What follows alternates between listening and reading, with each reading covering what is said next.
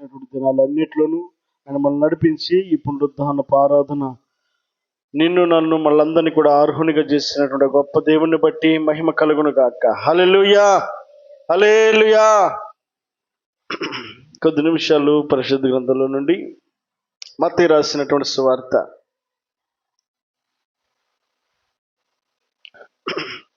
14వ అధ్యాయము 24వ వచనం చదువుకుందాం. మత్తయి రాసిన సువార్త 14వ అధ్యాయము 24వ వచనం. అప్పటికి ఆ దోణి ధరికి దూరముగా ఉండగా గాలి ఎదురైనందున అలల వలన కొట్టబడుచుండెను. రాత్రి 4వ జామున ఆయన సముద్రము మీద నడుచుచు వారి యొద్దకు వచ్చెను. చదివి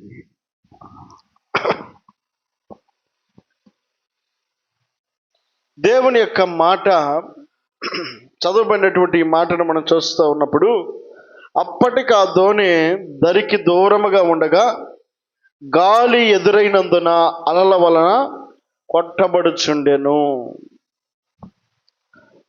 యేసుక్రీస్తు ప్రభుల వారు దేవుని యొక్క సువార్తను 30 సంవత్సరాల వయసులో ప్రారంభించిన వాడై 3.5 సంవత్సరాలు ఆ సువార్త పనిని కొనసాగిస్తూ ఆ 3.5 సంవత్సర పరిచర్యలో అనేకులకు సువార్తను ప్రకటించాడు, అనేకులను స్వస్థపరిచాడు, అనేకుల జీవితాలను బాగుపరుస్తూ వచ్చాడు. ఈ పరిస్థితులన్నిటిలోనూ ఆయనతో పాటు ఆయన వెంటే నడిచినటువంటి శిష్యులు కొందరున్నారు. ఆ 12 మంది శిష్యులు ఆయనతో పాటు నడుస్తూ ఉన్నవారై ఉన్నారు. ఆ 12 మంది శిష్యులు ఆయనతో పాటు నడుస్తూ ఉన్నప్పటికీ ఇక్కడ దేవుని వాక్యం సెలవిస్తూ ఉన్నటువంటి మాట ఏమిటంటే, ఆ శిష్యులు అనబడేవారు ఒక దోణిలో ప్రయాణం చేస్తూ ఉన్నారట. వీరు యేసును ఎరిగిన వారా కారా? ఆ దోణిలో ప్రయాణం చేస్తున్నటువంటి శిష్యులు యేసుక్రీస్తు ప్రభుల వారిని అద్భుతాలను చూసిన వారు, ఆయన ఆశ్చర్యకార్యాలను చూసిన వారు, ఆయన చేసిన మేలులను, ఆయన చేసిన ఉపకారములను వారు కన్నులారా చూసిన వారు.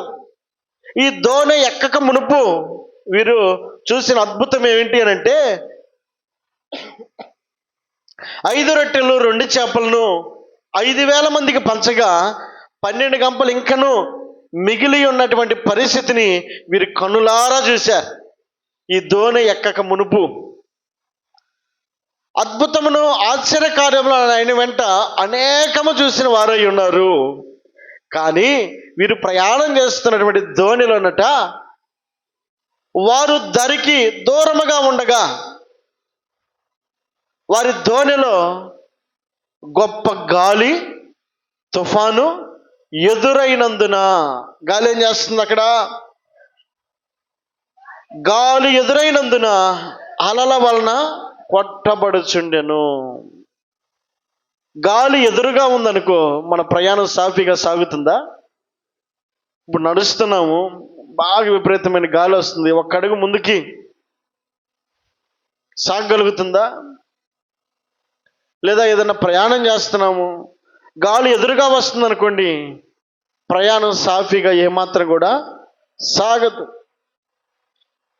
ఈ శిష్యులు అనబడేవారు దేవుణ్ణి ఎరిగిన వారు, వీరు ఆయన అద్భుతాలను చూసిన వారు, ఆయనతో పాటు నడిచిన వారు, ఆయనతో సహవాసం చేస్తున్న వారు, ఆయనతో కలిసి ప్రార్థన చేస్తున్నటువంటి వారు. ఆయన వెంబడిస్తూ ఉన్నటువంటి వ్యక్తులకు కలిగినటువంటి పరిస్థితి ఎలా ఉందనంటే, గాలి వారికి ఎదురుగా వస్తుందట, ఎదురుగా వస్తుంది. అన్ని రోజులు మనకు అనుకూలంగా ఉండవండి, కొన్నిసార్లు ప్రతికూలంగా మారుతాయి పరిస్థితులు. శిష్యులు అనబడే వారే గాలిని ఎదుర్కొంటున్నారు, అడుగు ముందుకు సాగడం లేదు, వారు ఎక్కిన వాడ ముందుకు కదలడం లేదు, అల్లకల్లాలం అయిపోతూ ఉన్నారు, ఉక్కిరి బిక్కిరి అయిపోతూ ఉన్నారు. వీరు దేవుణ్ణి ఎరిగినటువంటి శిష్యులే. జీవితంలో ఆటుపోట్లు అనేవి సహజంగా కనబడతా ఉంటాయి. పరిస్థితులు మారుతూ ఉంటాయి, స్థితిగతులు మారుతూ ఉంటాయి. ఉన్న స్థితిలోనే అలాగే ఏ ఒక్క వ్యక్తి కూడా ఉండడు. ఉన్నత స్థాయి మొదలుకొని కింద ఉన్నటువంటి స్థాయిలో ఉన్నటువంటి వ్యక్తులకు సైతము కొన్నిసార్లు ఎదురు దెబ్బలు తగులుతూ ఉంటాయి, కొన్నిసార్లు ఆటుపోట్ల గుండా ప్రయాణం చేస్తారు, కొన్నిసార్లు ఎదురాడేటువంటి పరిస్థితులు గుండా ప్రయాణించాల్సిన పరిస్థితులు కన్నులారా మన నిజ జీవితాల్లో మనం గమనిస్తూ ఉంటాం. గొప్పవారని పిలువబడిన వారే కొన్నిసార్లు చతికిలబడినటువంటి పరిస్థితులను చూస్తూ ఉంటాం. పేరు పొందిన వారే కొన్నిసార్లు వెనకబడినట్లుగా మనం చూస్తూ ఉంటాం. యేసుక్రీస్తు ప్రభుల వారు వారితో కలిసి నడిచినటువంటి అనుభవాన్ని ఆ శిష్యులకు తీపి గుర్తుగా ఉన్నప్పటికీ, ఇదిగో ఆయన అద్భుతాలను కళ్ళ ముందు వారు చూసినప్పటికీ వారి జీవితంలో కూడా ఎదురాడేటువంటి పరిస్థితులు కనబడుతూ ఉన్నాయి. ఆ ఎదురు పరిస్థితులు కనబడుతూ ఉన్నప్పుడు వారి యొక్క ప్రతిస్పందన ఎలా ఉంది? రెండవది, దేవుడు వారిని అలాగే విడిచిపెడతాడా అనంటే దేవుడు ఎన్నడూ విడిచిపెట్టేవాడు కాదండి. పరిస్థితులు ఎలాగా మారినాయో ఆ పరిస్థితులు మారినంతటి కంటే గొప్పగా దేవుడు బలపరిచేటువంటి దేవుడు అయి ఉన్నాడు. స్తోత్రం చెల్లిద్దాం. హల్లెలూయా. 5 రొట్టెలను 2 చేపలను అద్భుతంగా చూసినటువంటి వీరు దేవుడు అంటాడు, అక్కడ ఒక మాట చదివితే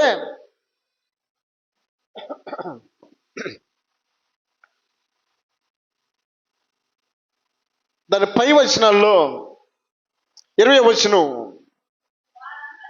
వారందరూ తిని తృప్తి పొందిన తరువాత మిగిలిన మొక్కలు 12 గంపల నిండా ఎత్తిరి, స్త్రీలను పిల్లలను గాక తినిన వారు ఇంచుమించు 5,000 మంది పురుషులు.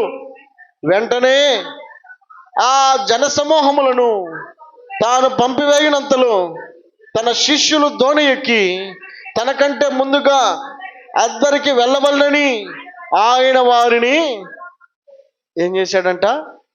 బలవంతం చేశాడట. ఎవరు పంపుతున్నారు ఇప్పుడు? దేవుడు. యేసుక్రీస్తు ప్రభుల వారు. ఆ శిష్యులు స్థిరముగా ఉందాం అనుకున్నారు, సంతోషం కళ్ళ ముందు ఉంది, 12 గంపలు ఇంకా మిగిలి ఉన్నాయి, ఇక 10 రోజులు తినొచ్చు అనుకుని ఉండొచ్చేమో. వారి కళ్ళు ఆ 12 గంపల మీద ఉన్నాయి, ఆ ఆశీర్వాదం మీద ఉంది, ఆ దీవెన మీద ఉంది. ఎల్లకాలం ఈ దీవెనను అనుభవించాలన్న ఆసక్తి వారి హృదయంలో ఉంటే ఇప్పుడు ఆయన అంటాడు, మీరు వాటి వైపు కాదు మీరు చూడాల్సింది, మీరు వెంటనే ఇక్కడి నుంచి వెళ్ళిపోమ్మని వారిని బలవంతం చేస్తాను. వీడు ఒక పట్టణం వెళ్ళడానికి ఇష్టపడ్డ సంతోషం కళ్ళ ముందుంటే ఎవరు దాన్ని పోగొట్టుకోగలుగుతారు? సమృద్ధైన ఆహారం కళ్ళ ముందు కనపడతా ఉంటే ఎవరు దాన్ని వదులుకోగలుగుతారు? వారి కళ్ళేమో ఆహారం మీద ఉంది. కానీ ఆయన అంటాడు, మీరు వెంటనే ఇక మరుక్షణం కూడా ఇక్కడ ఆగటానికి లేదు, మీరు అద్దరికి వెళ్ళండి ఆయన సూచన ఇస్తున్నాడు. వారు బలవంతం చేశాడట. వారు పోవడానికి ఇష్టం లేదు. స్థిరంగా ఆ దీవెన, ఆ ఆశీర్వాదంలో వారు ఉండాలన్న ఆసక్తి కలిగిన వారే దాని మీదే వారు మనసు పెట్టారు. దేవుడు ఇప్పుడు పరిస్థితిని మారుస్తున్నాడు. పరిస్థితులను ఆయన అనుకూలంగా ఉన్నటువంటి పరిస్థితుల నుండి వారికి ప్రతికూలమైనటువంటి పరిస్థితి వారు ఎదుర్కోవడానికి ఆయన వారికి ప్రతికూల పాఠాలను వారికి నేర్పడానికి ఆయన పంపిస్తూ ఉన్నాడండి. అన్నీ అనుకూలంగా ఉన్నాయి అనుకో, దేవుని జ్ఞాపకం చేసుకోగలుగుతామా? దేవుని గుర్తు చేసుకోగలుగుతామా? దేవుని కనపరచగలుగుతామా? హృదయం పూర్తిగా ఆయన స్తుతించగలుగుతామా? కష్టం వచ్చింది కనుక యోబు అంటాడు, యెహోవా ఇచ్చాడు, యెహోవా తీసుకున్నాడు. అది రాకపోతే నీవు ఆ నిజమైనటువంటి ఆ గొప్ప దేవుణ్ణి ఘనపరచలేవండి, ఆయన స్తుతించలేవు, ఆయన మహిమపరచలేవు. పరిస్థితులు ప్రతికూలంగా మారినప్పుడు తప్పక ఆయన గొప్పతనాన్ని గమనించగలుగుతావు, ఆయన మీద ఆధారపడగలుగుతావు, ఆయన స్తుతించగలుగుతావు, ఆయన ఆరాధించగలుగుతావు. నిన్నటికి నిన్న 2 రోజుల క్రితం జగన్ పాస్టర్ గారు కూడికి ఏర్పాటు చేశాడు. కారణం ఏంటి? అనుకూలంగా ఉంటే పాస్టర్ గారు కూడికి పెట్టేవాడా? పరిస్థితులు ఏమైపోయినాయి? ప్రతికూలంగా మారిని. ప్రతికూలతలో దేవుడు విడిచిపెట్టాడా అని అంటే విడిచిపెట్టక తన కాపుదలనిచ్చిన వాడై ఉన్నాడు గనుక స్తుతించడానికి ఇష్టపడిన వారై ఉన్నారు. దేవుని స్తోత్రం చెల్లిద్దాం. హల్లెలూయా. కనుక 12 గంపలేమో కళ్ళ ముందున్నాయి, ఆయనేమో వారిని బలవంతం చేస్తున్నాడు. వీరు ఆయన బలవంతం మీద ఎక్కారు. ఎక్కి ఇక తప్పదలే అన్నట్టుగా వారు ప్రయాణాన్ని కొనసాగిస్తూ ఉన్నారు. కొనసాగిస్తున్న ప్రయాణము వారి జీవితంలో ఎదుర్కొనేటువంటి సమస్యల సుడిగుండంగా మారిపోయిందండి. వారు సాఫీగా కొంత దూరం పోగలిగారు, కానీ తరువాత పరిస్థితిని మనం చూసినప్పుడు ఏమని రాయబడింది అక్కడ? అప్పటికదోనే దరికి దూరముగా ఉండగా గాలి ఎదురైనందున అలల వలన కొట్టబడుచుండెను. గాలి ఎదురైనందున ఇక్కడ సంతోషమును, ఆనందమును, ఆశీర్వాదమును కళ్ళతో చూసినటువంటి వీరే ప్రతికూల పరిస్థితులు వారి కళ్ళతో చూస్తూ ఉన్నారు. ఎదుర్కొనేటువంటి సమస్యను వారి కళ్ళతో చూస్తూ ఉన్నారు. సమస్య వారి జీవితంలోకి వచ్చిన కారణం ఏంటి? పరిస్థితి వారి జీవితంలో ప్రతికూలంగా మారడానికి గల కారణం ఏంటి అని ఆలోచన చేసినప్పుడు అక్కడే ఒక మాట జ్ఞాపకం చేసుకుందాం. 33వ వచనంలో, వారు దోణ ఎక్కినప్పుడు గాలి అణిగెను. అంతలో దోణిలో ఉన్నవారు వచ్చి, నీవు నిజముగా దేవుని కుమారుడు అని చెప్పి ఆయనకు మొక్కిరి. దేవుని స్తోత్రం చెల్లిద్దాం. హల్లెలూయా. ఇప్పుడు ఏం చేస్తున్నారు తెలుసా? దేవునికి స్తుతించడానికి ఇష్టపడతా ఉన్నారు, దేవుని నామాన్ని కొనియాడడానికి ఇష్టపడతా ఉన్నారు. ఇప్పుడు ఏమంటున్నారు? నువ్వు నిజముగా దేవుని కుమారుడివి. ఇంతకుముందు ఎలాగొన్నారు? నమ్మారు అంతే. ఇప్పుడు అంటున్నారు హృదయపూర్వకంగా, నువ్వు నిజముగా దేవుని కుమారుడివి. సమస్య వారికి ఎదురైనప్పుడు ఆయన గొప్పతనాన్ని వారు గమనించగలిగారండి. పరిస్థితి ప్రతికూలం వారి జీవితంలో ఎదురైనప్పుడు దేవుని గొప్పతనాన్ని వారు గమనించగలిగారు. దేవుని ఆరాధించడానికి వారు ఇష్టపడతా ఉన్నారు. వారందరూ ఆయనకు మొక్కారట.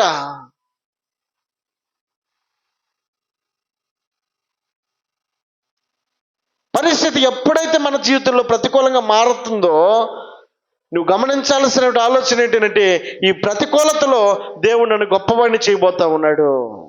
ఈ ప్రతికూలతలో దేవుడు నన్ను హెచ్చించబోతా ఉన్నాడు. ఈ ప్రతికూలతలో దేవుడు నన్ను గణపరచబోతా ఉన్నాడు. ఈ ప్రతికూలతలో దేవుడు నన్ను ఆశీర్వదించబోతా ఉన్నాడు. ఇది ఈ మాట నువ్వు జ్ఞాపకం చేసుకోవాలి.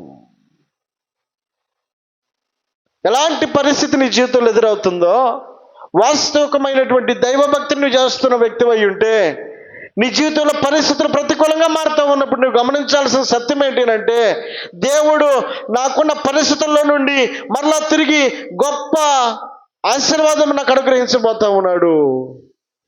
నా సరిహద్దులు విశాలపరచబోతా ఉన్నాడు. నా దీవెన, నా ఆశీర్వాదమును హెచ్చించబోతా ఉన్నాడు అన్న విషయాన్ని నువ్వు గ్రహించాలండి.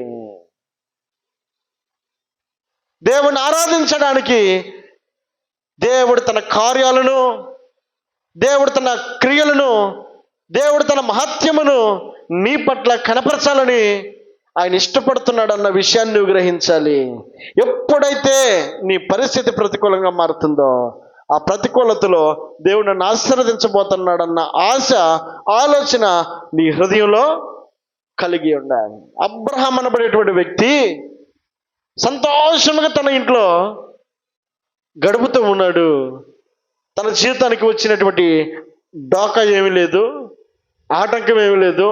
కొద్ది గొప్ప స్థితి కలిగిన వాడే, ఆయన కూడా కొంచెం పేరు కలిగిన వాడే, ఆ గ్రామంలో ఉన్నతమైనటువంటి స్థితిలో ఉన్నవాడే. ఇప్పుడు ఆయన అంటాడు, అబ్రహామా, నీ దేశం నుండి, నీ ఇంటి నుండి, నీ బంధువుల యొద్ద నుండి, నీ తండ్రి ఇంటి నుండి బయలుదేరి నీకు నేను చూపించే దేశమునకు. ఇందాక శిష్యులను ఏమన్నాడు? ఆశీర్వాదం వారి కళ్ళ ముందు ఉంది. మీరు ధోని ఎక్కి అద్దరికి వెళ్ళండి అని వారిని బలవంతం చేశాడు. బలవంతం చేసినప్పటికీ పరిస్థితి ఎలా ఉంది? ప్రతికూలంగా ఎదురైంది. ఆ ప్రతికూలతలో వారు ఎదుర్కొన్నటువంటి గొప్ప ఆలోచన ఏంటంటే, ఇదిగో నీవు నిజముగా గొప్ప దేవుడు అని ఆయన అద్భుతాన్ని వారి కళ్ళతో చూసి దేవుని గణపరిచిన వారు అన్నారు. దేవుని స్తోత్రం చెల్లిద్దాం. హల్లెలూయా. అబ్రహాము జీవితంలో కూడా ఆ సంతోషము, ఆనందము, తన దేశము, తన బంధువులు, తన తండ్రి అందరూ అనుకూలంగా ఉన్నప్పుడు ఆయన అంటున్నాడు, నీ బంధువుల వద్ద నుండి, నీ దేశము నుండి, నీ తండ్రి ఇంటి నుండి నీవు విడిచి నేను చూపించే దేశానికి నీవు ఒక పట్టణ పోబుద్ధి అవుతుందా? 10 రోజులు ఎక్కడైనా పక్కూరులో ఉండమంటే నాకు నిద్ర పట్టలేదని చెప్పి వెనక్కి వచ్చిన పరిస్థితులు లేవా? మన ఇంటికి వచ్చి అది చిన్నదే దాంట్లో మనం తలదాచుకుంటే హ్యాపీగా నిద్రపోతాం. కానీ దేశంలో విడిచిపెట్టి, తండ్రిని విడిచిపెట్టి, అలాగే తన స్వజనులందరినీ విడిచిపెట్టేసి అబ్రహాముని వెళ్ళమంటే అబ్రహాం మాట కాదనక దేవుని యొక్క మాటను విధేయత చూపిన వాడై అబ్రహాము తన ఊరు అనబడేటువంటి తన గ్రామము, తన దేశము నుండి అతడు విడిచి వెళ్ళిపోయాడు. ఆయన అంటాడు, నేను నిన్ను ఆశీర్వదించటానికి వెళ్ళమంటా ఉన్నాను. ఏమంటాడు అక్కడ 12వ వచనంలో, 12వ అధ్యాయం 1వ వచనంలో, 2వ వచనంలో, నిన్ను గొప్ప జనముగా చేసి నిన్ను ఆశీర్వదించి నీ నామమును ఎందుకు వెళ్ళమంటున్నాడు? నిన్ను ఆశీర్వదిస్తాను, నీ జనాన్ని గొప్పగా చేస్తాను, నిన్ను దీవిస్తాను.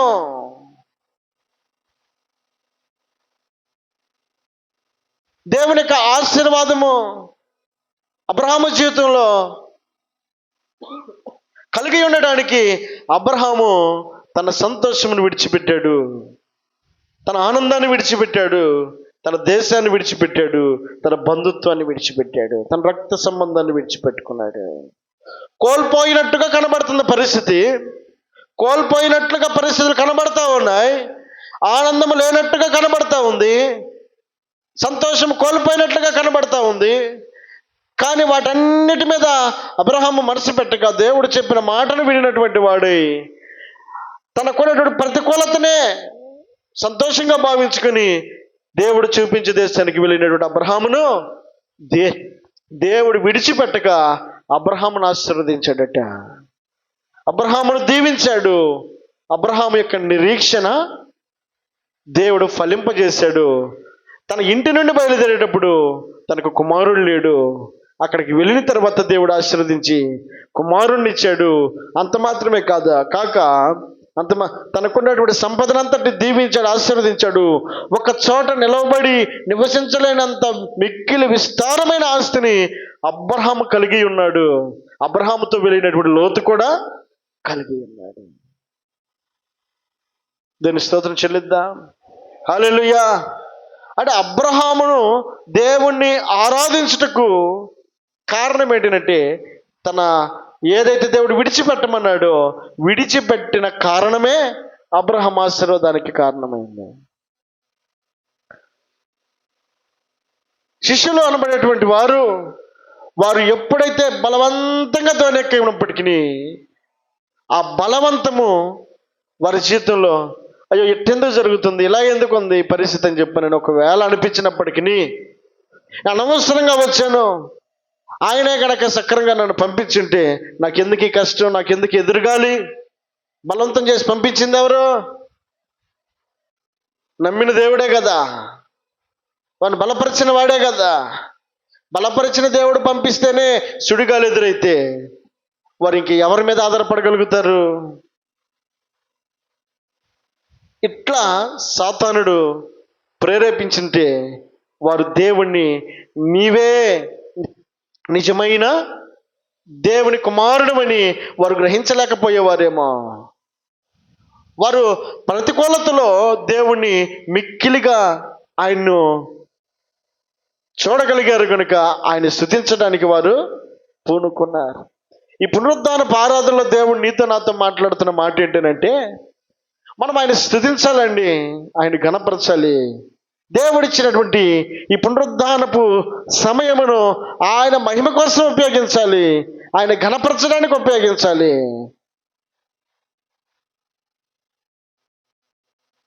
ప్రార్థనకి ఎందుకు రాలేదమ్మా, ఎందుకు రాలేదయ్యా అని అంటే, హుషారుగా లేదు, పరిస్థితులు బాగలేవు అన్న మాటలు మనం వినపడతా ఉంటాం.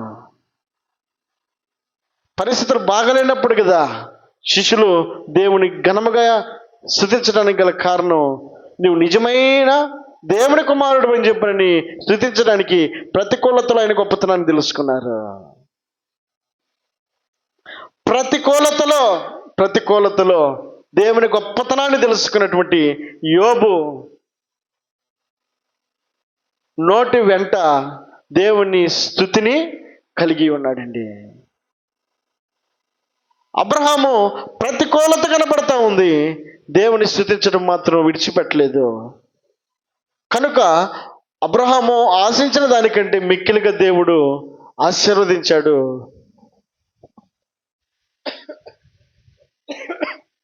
పరిశుద్ధ గ్రంథంలో రాత్రి చదివినటువంటి 3వ కీర్తనలో మనం చూసినప్పుడు,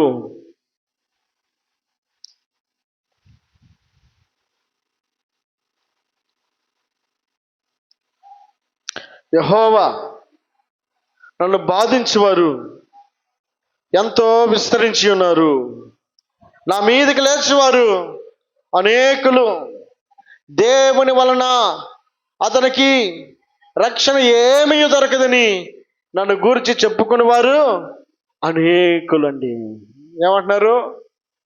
సమస్యలో ఉన్నటువంటి దావీదుని పలుకుతున్నటువంటి మాట ప్రతికూలంగా వినబడతా ఉంది. తన తోటి వ్యక్తుల యొక్క మాట ఏం మాట్లాడుతున్నారు? దేవుని వలన అతనికి ఏమీ రక్షణ దొరకదు. చాలండి. ఏమంటారు? దేవుని వలన అతనికి ఏమీ రక్షణ దొరకదు. ఈ మాట పలికేటువంటి వ్యక్తులకు దావీదు ఇస్తున్నటువంటి ఆన్సర్ ఏంటి అని అంటే, అక్కడ 8వ వచనంలో, రక్షణ యెహోవాది, నీ ప్రజల మీదకి నీ ఆశీర్వాదం వచ్చును.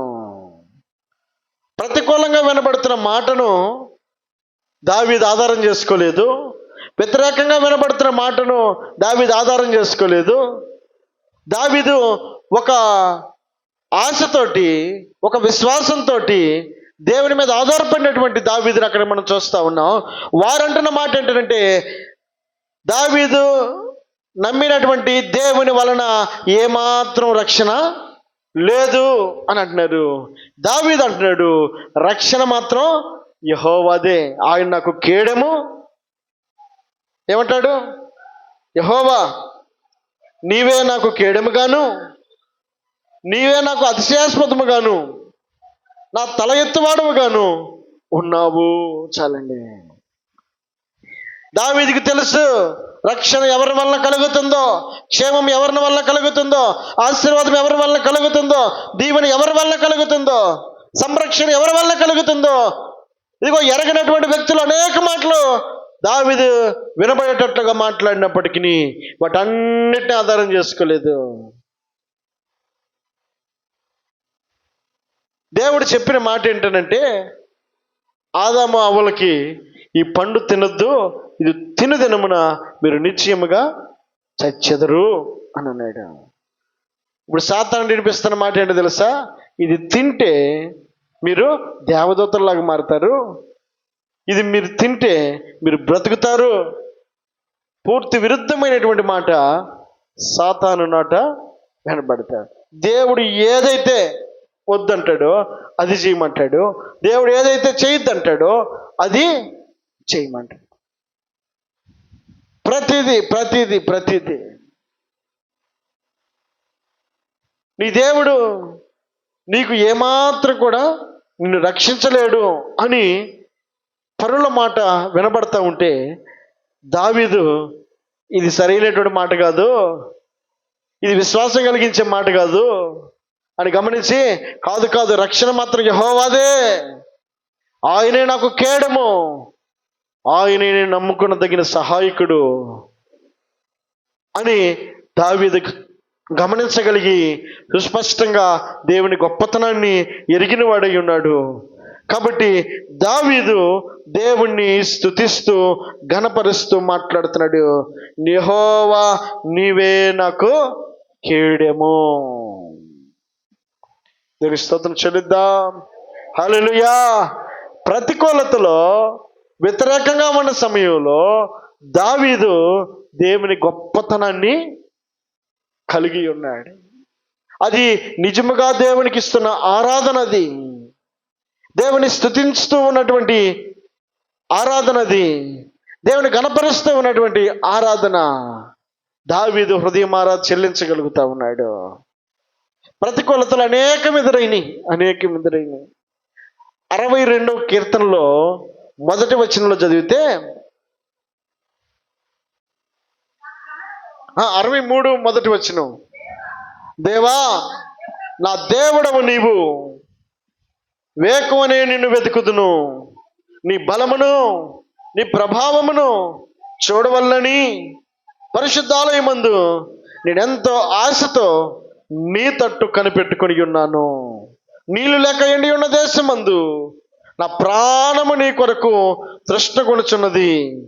నీ మీది ఆశ చేత నిన్ను చూడవల్లని నా శరీరము కృషించుచున్నది. చాలండి. మొట్టమొదటి మాట అంటాడు, నా దేవా నా దేవుడవు నీవే, వేకువనే నేను నిన్ను.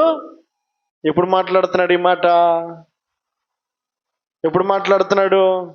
ప్రతికూలతలో దేవునికి అనుకూలంగా మాట్లాడుతున్నాడు. ప్రతికూలతలు మనం ఏం చేస్తాం? వ్యతిరేకంగా ఉన్న సమయంలో, మనం నష్టంలో ఉన్నప్పుడు, కష్టంలో ఉన్నప్పుడు, కన్నీటిలో ఉన్నప్పుడు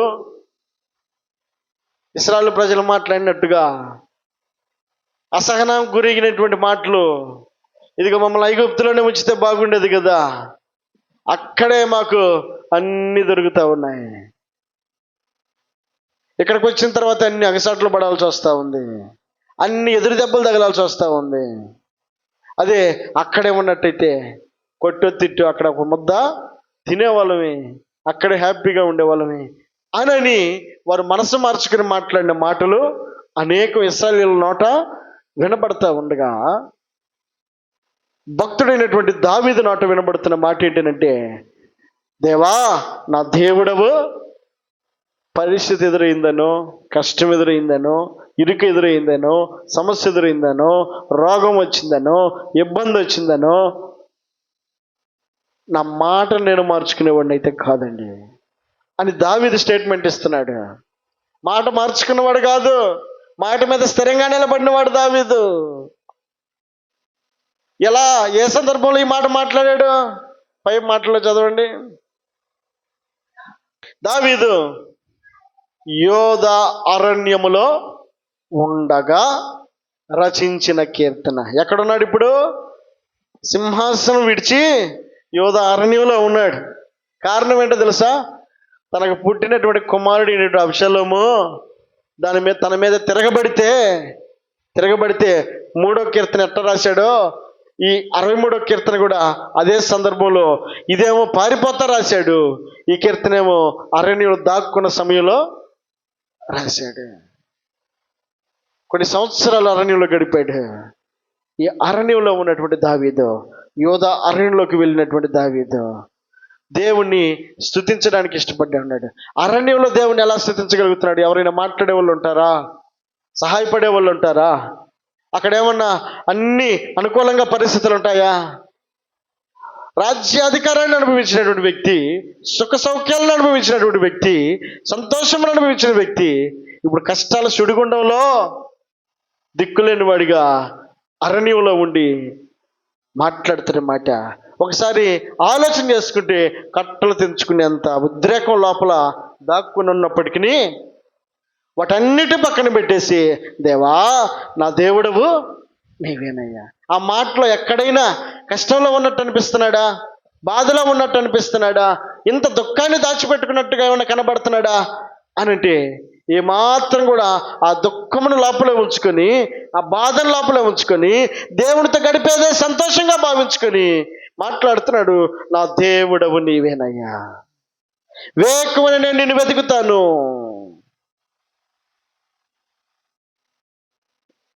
ఎలా తన హృదయం ఉందనంటే, నీళ్ళు లేక ఎండి ఉన్న దేశమందు నా ప్రాణము తృష్ణగుణచున్నట్టుగా నేను నీ కోసం ఎదురు చూస్తా ఉన్నాను. దాని కింద మాటలో చదివితే, రాత్రి జాములు యందు నేను ధ్యానించినప్పుడు క్రొవ్వు మెదడు నాకు దొరికినట్లుగా. అదండి, ఎంతటి సంతోషాన్ని దావీదు అక్కడ అనుభవించగలుగుతా ఉన్నాడు తెలుసా. ముందు సమస్యలోనే, కష్టంలోనే, దుఃఖంలోనే, కన్నీటిలోనే ఉన్నాడు. అలాంటి పరిస్థితుల్లో దేవా నీ మాట నాకు వినబడతా ఉన్నప్పుడు క్రొవ్వు మెదడు దొరికినట్టుందయ్యా, నా ప్రాణం తృప్తిగా ఉందయ్యా. వాక్యం మీద ఆధారపడిన వ్యక్తి యొక్క సంతోషము దావీదు దగ్గర మనం చూడగలుగుతా ఉన్నాం. ఈ లోక సంబంధమైనటువంటి దుఃఖం తన హృదయం నిండా ఉంది. దానంతటి పక్కన పెట్టేసి నీ వాక్యం వెంట ఉన్నప్పుడు క్రొవ్వు మెదడు దొరికినట్టుగా ఉంది. దుఃఖంలో కూడా దేవునితో గడిపేటువంటి క్షణాలను ఆనందంగా మార్చుకోగలిగాడు, సంతోషంగా మార్చుకోగలిగాడు. దీని స్తోత్రం చెల్లిద్దాం. హల్లెలూయా. కనుక దావీదు పరిస్థితుల యొక్క ప్రతికూలతలో దేవుని వైపు చూసి దేవుని మీద ఆధారపడిన వాడై తన సంతోషము ఆశీర్వాదకరంగా మార్చగలిగినటువంటి దేవుణ్ణి కోరుకున్నవాడై ఉన్నాడు. దేవుని స్తుతించడానికి ఇష్టపడిన వాడై ఉన్నాడు. 57వ కీర్తన 1వ వచనం చదువుదాం. నన్ను కరుణింపుము దేవా, నన్ను కరుణింపుము, నేను నీ శరణు జొచ్చి ఉన్నాను. ఈ ఆపదలు తొలగిపో వరకు నీ రెక్కల నీడను శరణజొచ్చి ఉన్నాను. ఈ ఆపదలు తొలగిపో వరకు అని అంటున్నాడు. ఎక్కడున్నాడు ఇప్పుడు? ఆపదలలో ఉన్నాడు. ఇందాకేమో కుమారుడి బాధగా తట్టుకోలేక కుమారుడిని పారిపోయి యోధారణ్యంలో ఉండి ఆ మాట మాట్లాడుతున్నాడు. దేవా నా దేవుడు నీవయ్యా అని అంటున్నాడు. ఇక్కడ అంటున్నాడు, ఆపదల్లో ఉండి ఇదిగో నీవు నన్ను కరుణింపుము దేవా, నేను నీకు కరుణింపుము, నేను నీ శరణజొచ్చి ఉన్నాను. ఆపదలు వచ్చినప్పుడు ఎక్కడున్నాడు? దేవుని శరణజొచ్చి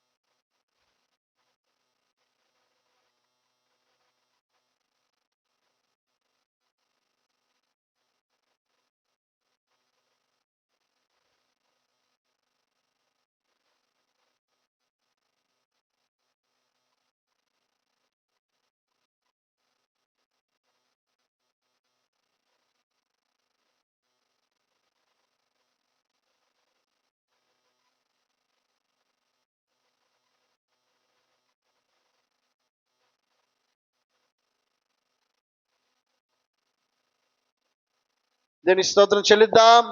హల్లెలూయా. దేవుని వాక్యం సెలవిస్తూ ఉన్నటువంటి మాట 63వ కీర్తనలోనేమో దేవా నా దేవుడవు నీవే అని అంటా ఉన్నాడు. 57వ కీర్తనలో దేవా ఈ ఆపదలు తొలగిపో వరకు నేను నీ శరణుజొచ్చి ఉన్నాను అని అంటా ఉన్నాడు. ఆయన శరణుజొచ్చి ఉండటానికి దావీదు ఆసక్తి చూపిస్తా ఉన్నాడు. ఆయన లేచి స్తుతించడానికి ఆసక్తి చూపిస్తా ఉన్నాడు. దావీదును దేవుడు ఎన్నడూ విడిచిపెట్టిన వాడు కాదు. నువ్వు ఆరాధించగలిగితే, నువ్వు స్తుతించగలిగితే, ఆయన కోసం నువ్వు గనక నిలబడగలిగితే ఆయన నిన్ను విడిచిపెట్టేవాడు కానే కాదు. 7వ వచనం చదువుదామా? నా హృదయము నిబ్బరముగా ఉన్నది దేవా, నా హృదయము నిబ్బరముగా ఉన్నది, నేను పాడుచు స్తుతిగానము చేసేదను. చాలండి. దేవుని శరణజొచ్చిన వ్యక్తిని దేవుడు విడిచిపెట్టాడు. ఆపదలు తొలగిపో వరకు విడిచిపెట్టద్దన్న దావీదు ఇప్పుడు అంటాడు, నేను నిబ్బరముగా ఉన్నానయ్యా. తొలగిపోయినాయి, అన్నీ తొలగిపోయినాయి. యోబు కష్టం వచ్చినప్పుడు ఎక్కడున్నాడు? దేవుని పాదాల దగ్గరకు వచ్చి పరుండి దేవునికి విన్నవించుకుంటా ఉన్నాడు. మొదటి అధ్యాయంలో 19వ వచనం. యోబు మొదటి అధ్యాయము 19వ వచనం. గొప్ప సుడిగాలి అరణ్య మార్గముగా ఉండవచ్చి ఆ ఇంటి 4 మూలను కొట్టగా అది ఎవరి మీద పడినందున వారు చనిపోయిరి. వారిని దాన్ని నీకు తెలియజేయుటకు నేను ఒక్కడే తప్పించుకొని వచ్చి ఉన్నాను నేను. అప్పుడు యోబు లేచి తన పై వస్త్రమును చింపుకొని తల వెంట్రుకలు కొరిగించుకొని నేల మీద సాష్టాంగ నమస్కారం చేసి ఇట్లా నేను నా తల్లి గర్భముల నుండి దిగంబరినే వచ్చి తిని దిగంబరినే ఎక్కడికి వెళ్ళేదును. యెహోవా ఇచ్చెను, యెహోవా తీసుకుని పోయెను, యెహోవా నామమునకు స్తుతి కలుగును గాక. ఈ సంగతులలో ఏ విషయమందును యోబు ఏ పాపమును చేయలేదు, దేవుడు అన్యాయము చేసినని చెప్పలేదు. అది మనం అనుకోండి, నాకే రావాలా ఈ కష్టం, నాకే రావాలా ఈ ఇబ్బందులు, నాకే రావాలా ఈ సమస్య, నేను పక్కన వాళ్ళకి రావచ్చుగా, మా కుటుంబం మీద దేవుడు పగబట్టాడు అనరాని మాటలు అంటూ ఉంటాం దేవుని సైతం. కానీ యోబు సమస్తాన్ని కోల్పోయాడు, ఒంటరిగా మిగిలిపోయాడు. తల వెంట్రుకలు గురిగించుకొని సాష్టాంగ నమస్కారం చేశాడట. ఏం గొప్ప మేలు జరిగిందనా సాష్టాంగ నమస్కారం చేయడానికి? పరిస్థితి ఎలా ఉన్నప్పటికీ నీవు దేవునితో ఎలా ఉన్నావు అనేది దేవుడు చూస్తూ ఉంటాడు. ప్రతికూలతలో దావీదు దేవుని వైపు చూడలేదా? దేవుని శరణజొచ్చలేడా? దేవా నా దేవుడు నీవే అని దేవుని ఆశ్రయించలేదా? ప్రతికూలతలో దేవుని వైపు చూసినప్పుడు దావీదును దేవుడు విడిచిపెట్టాడా? దావీదు అంటాడు, నా హృదయం నిబ్బరముగా ఉంది అని అంటున్నాడు. పరిస్థితులు మార్చేవాడు దేవుడు. నువ్వు దేవుని స్తుతించగలిగితే, నువ్వు దేవుని ఆరాధించగలిగితే, ఎరిగినటువంటి యోబు అంటాడు, యెహోవా ఇచ్చాడు, యెహోవా తీసుకున్నాడు, యెహోవా నామమునకు స్తుతి కలుగును గాక అని పలికినటువంటి గొప్ప మనసు కలిగిన వాడు యోబు. ఇలాంటి హృదయాన్ని దేవుడు కష్టంలోనే ముగించేస్తాడా? తన కళ్ళ ముందే మరలా తిరిగి రెట్టింపు ఆశీర్వాదంతో నింపిన వాడు అన్నాడు. దేవుని స్తోత్రం చెల్లిద్దా? హల్లెలూయా, హల్లెలూయా. ఈ మధ్యాహ్నం దేవుడు గమనిస్తున్నాడు. శిష్యులు వారి ప్రయాణం కొనసాగిస్తూ ఉన్నప్పుడు దేవుడే వారిని బలవంతం చేసి ఆ ప్రయాణమును నడిపిస్తూ ఉన్నప్పుడు వారికి ఎదురైనటువంటి ఆ గాలి, ఆ తుఫాను వారి కళ్ళ ముందు ఉన్న అప్పటికి దేవుడు వారిని విడిచిపెట్టలేదు. దేవుడు వారికి చేసిన సహాయమును బట్టి శిష్యులని పిలువబడుతున్న వారి జీవితంలో దేవుడు విడిచిపెట్టగా ఆయన వారితో ఉండగా గాలిని మిక్కిలి నిమ్మలమైంది కనుక ఇప్పుడు అంటున్నారు వారు నిజమైన నువ్వు దేవుని కుమారుడివి అని గ్రహించే మనసు కష్టంలో కలిగింది వాళ్ళకి. కష్టం లేకపోతే ఆ ఆలోచన అలాగే ఉండిపోయేదేమో.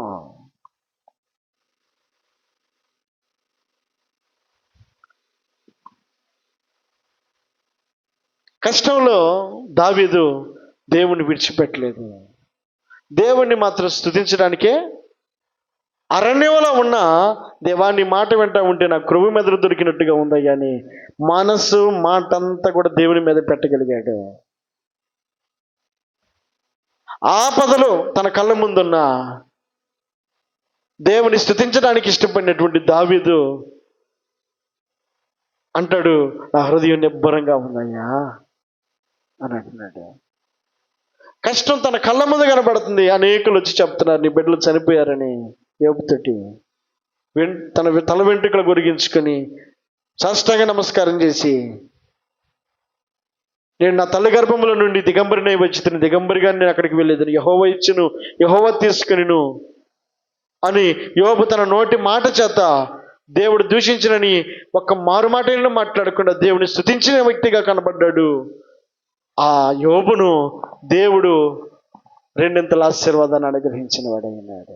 దేవుని స్తోత్రం చెల్లిద్దా? హల్లెలూయా. ఈ మధ్యాహ్న కాల సేవలో ఆరాధించడానికి ఇష్టపడుతున్నావా? స్తుతించడానికి ఇష్టపడతా ఉన్నావా? ఈ పునరుద్ధానపు ఆరాధనలో నీవు నేను మనమందరం కూడా నువ్వు ఏ పరిస్థితిలో ఉన్నా నీ ఆరాధనను విడిచిపెట్టద్దు, నీ భక్తిని విడిచిపెట్టద్దు. నువ్వు స్తుతించే ఆ నోటి మాటను నువ్వు ఎన్నడూ విడిచిపెట్టద్దు. నువ్వు విడిచిపెట్టక దేవుని కనపరచగలిగితే భక్తుల జీవితంలో కనపరిచిన మేళ్ళు, దీవెనలు, ఆశీర్వాదాలు నీ జీవితంలో కూడా పొందుకుందువుగాక. చిన్న పాట పాడదాం.